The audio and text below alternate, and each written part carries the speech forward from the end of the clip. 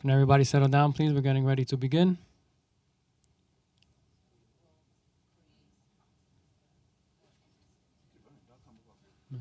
Good afternoon and welcome to the New York City Council vote of the Subcommittee on Zoning and Franchise.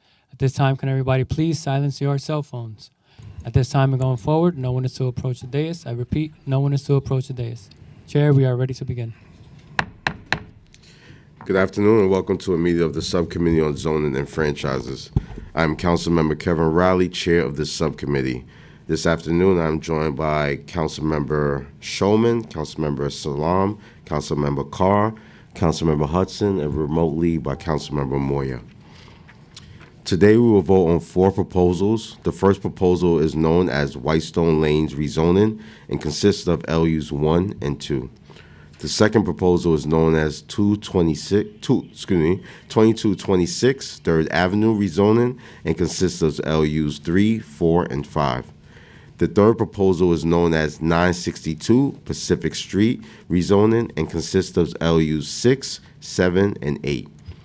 The fourth proposal is known as 166-11 91st Street Avenue, which seeks a special permit and consists of LUs 9 and 10. Before we begin, I recognize the subcommittee counsel to review the hearing procedures. Thank you, Chair Riley. I am William Vidal, counsel to this subcommittee. This meeting is being held in hybrid format. Council members who would like to ask questions or make a statement should either indicate so verbally or if participating remotely by using the Zoom raise hand function. The chair will recognize members to speak. We ask all participants for your continued patience should we have any difficulties with the Zoom. Chair Riley will now continue with today's agenda items. Thank you, counsel. I would like to start my remarks with the third development proposal, which, as I stated at the public hearing, is an unusual proposal that raises an important issue that I would like to further discuss. The proposal at issue is a private application known as the 962 Pacific Street rezoning project. The development site is located in Councilmember Hudson's district in Brooklyn, right off Atlantic Avenue between Grand Ave and Classen Ave. This is an unusual proposal because it's seeking to rezone property that is located within an area that is the subject of a neighborhood planning process initiated by the Department of City Planning. The plan, known as AIM Up, the Atlantic Avenue Mixed Use Plan, was announced by DCP in April of 2022, and the public engagement process started in January of 2023.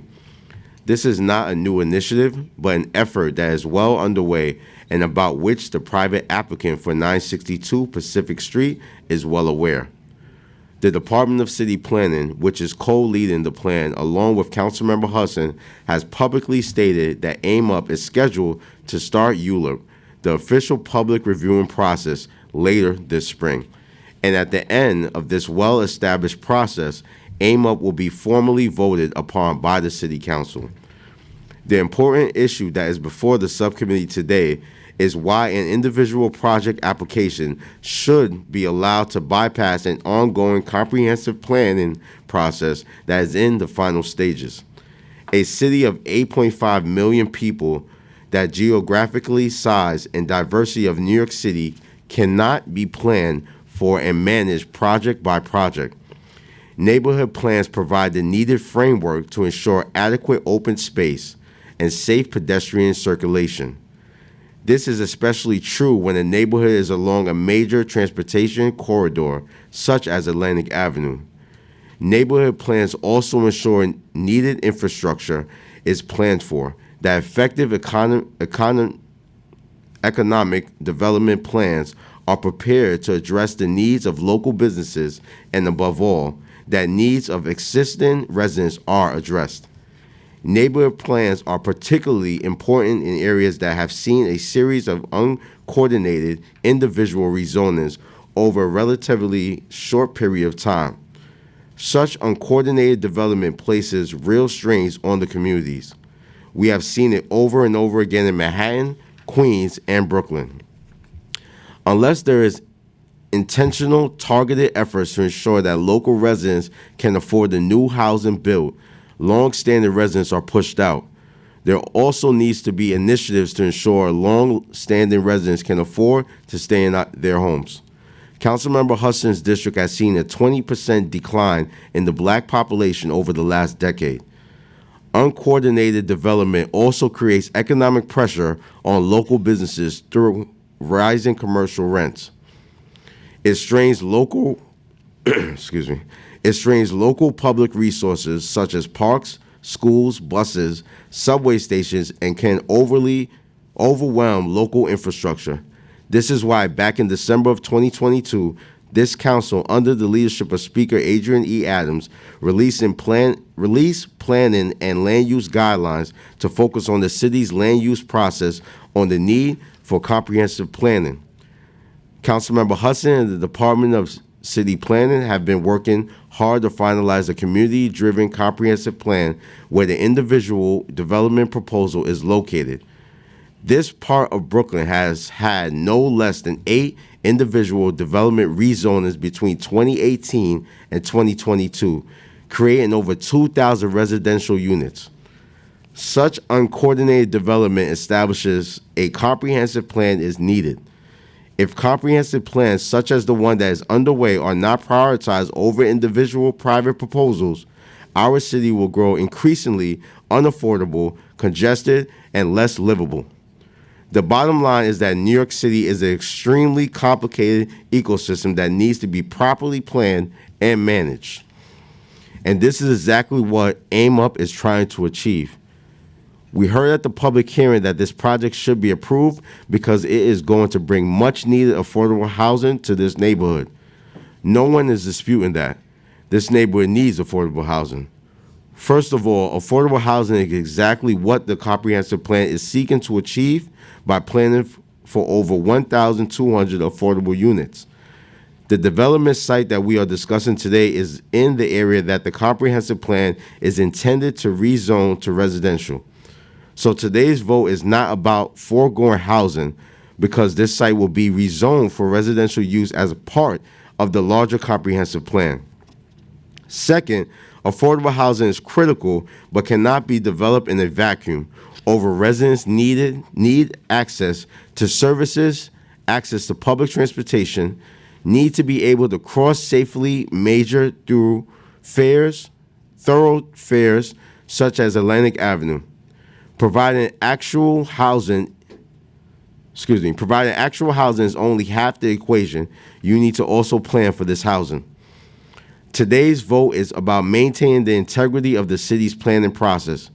There's a well-adverse comprehensive plan for this very neighborhood underway that is scheduled to be finalized and voted by the end of the year.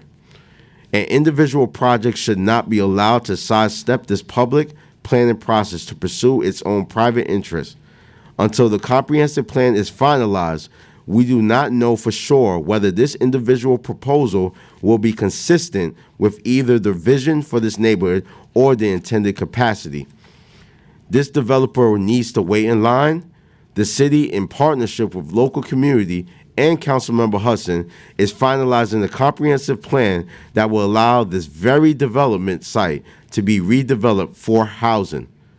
Let us rezone this development site as part of the ongoing comprehensive plan in a few short months and protect the integrity of the city's planning process.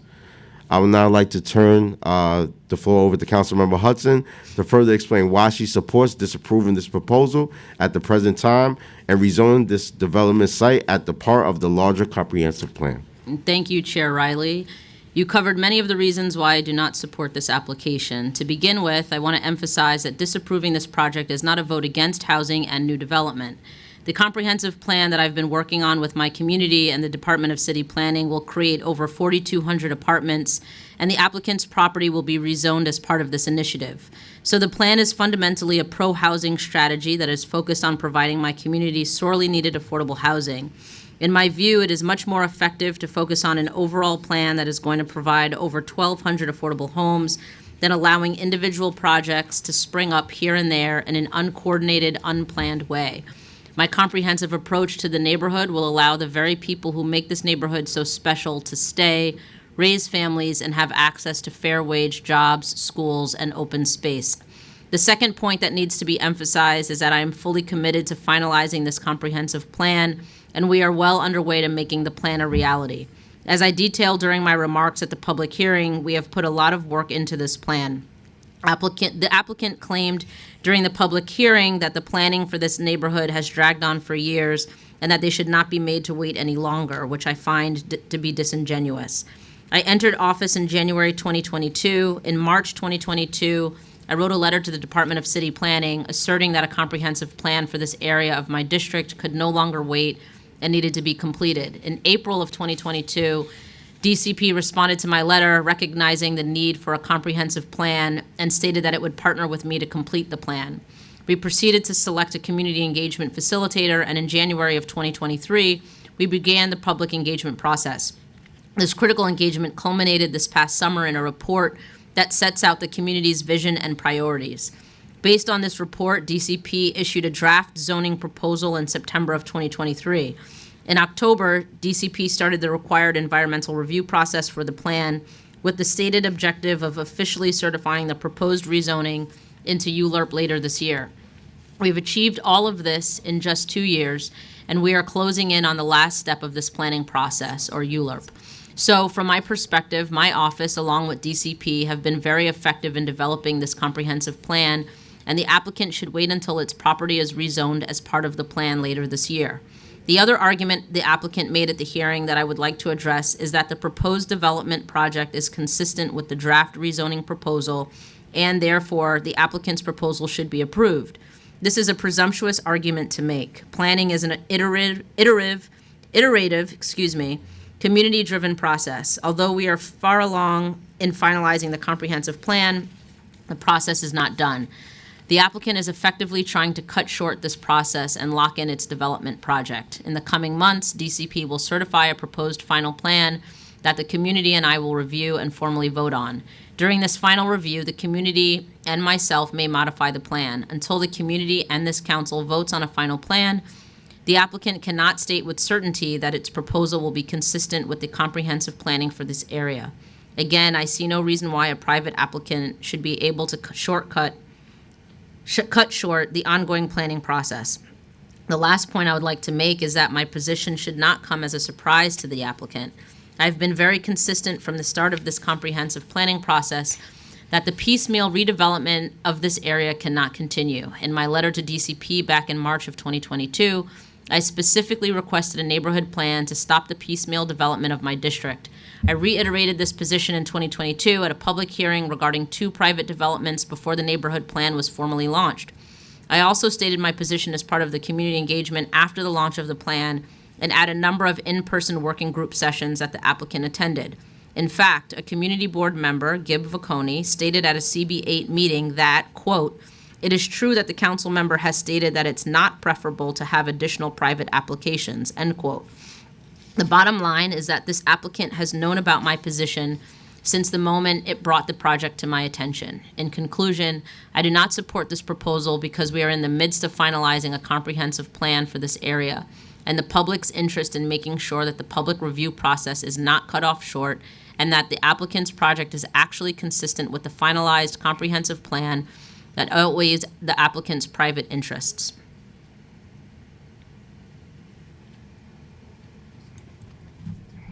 Thank you. Thank you, Councilmember Hudson. For the reasons that Councilmember Hudson and I just explained, I recommend the disapproval of LU 6, 7, and 8 regarding 962 Pacific Avenue.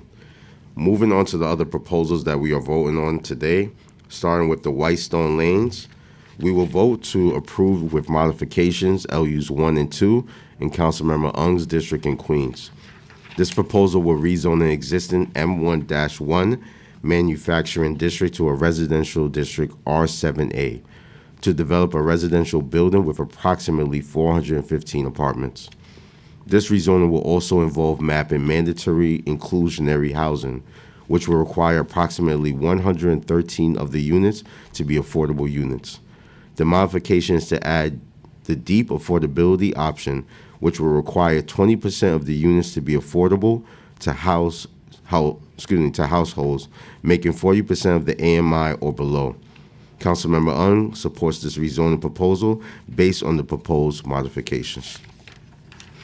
Today, we will also vote to approve LUs 3, 4, and 5 regarding the 2226 3rd Avenue in Councilmember Ayala's district in Manhattan. This proposal seeks to use a 10-story building into a life science center. The application consists of a rezoning on the part of the development site that is currently zoned for residential use only. The rezoning would be from an R7B to a C4-6, which is the zoning district for the rest of the site. The application also seeks a text amendment to map mandatory inclusionary housing and extend the East Harlem Corridor Special District to include the proposed center. Lastly, the application seeks a special permit to reduce the number of required load-in berths. Councilmember Ayala supports this rezoning proposal. The fourth and final vote is to approve LUs 9 and 10 regarding 166-11 91st Street Avenue, special permit in Councilmember Williams' district. The special permit requested will waive the height requirement that applies to narrow lots in the special downtown Jamaica district. The special permit will allow applicant to develop a mixed-use building with 28 apartments on this narrow lot. The proposal includes mapping mandatory inclusionary housing over the development site. Councilmember Williams supports the rezoning proposal. Members of the subcommittee, if you have any questions or remarks about today's items, you can let me know now. Council, are there any members who have any questions regarding these items that I mentioned today? Not that I am aware of. Does Councilmember Moya have any questions? No. Thank you.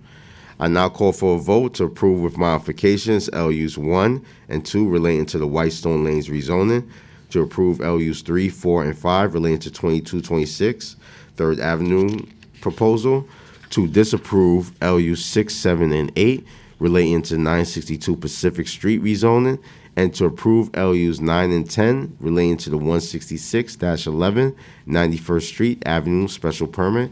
Council, please call the roll. Chair Riley, Aye. Councilmember Moya, I vote aye. Councilmember Shulman, Aye.